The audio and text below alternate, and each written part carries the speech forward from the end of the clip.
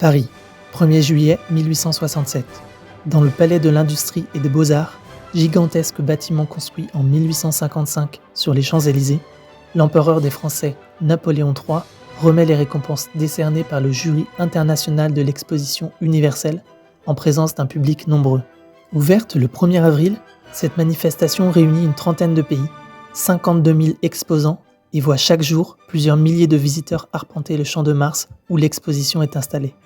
La fête impériale bat son plein dans un Paris en pleine transformation, sous l'égide du préfet Georges Haussmann, entre les visites des souverains étrangers, Guillaume Ier de Prusse, Alexandre II de Russie, le sultan Abdulaziz, le vice-roi d'Égypte Ismaïl Pacha, les multiples réceptions offertes par les ministres et les ambassadeurs et les spectacles donnés par les opéras et théâtres parisiens sur des musiques de Giuseppe Verdi, Charles Gounod et surtout Jacques Offenbach.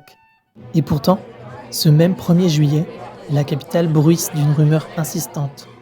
L'empereur du Mexique, Maximilien, frère de l'empereur d'Autriche François-Joseph, aurait été exécuté par les troupes républicaines.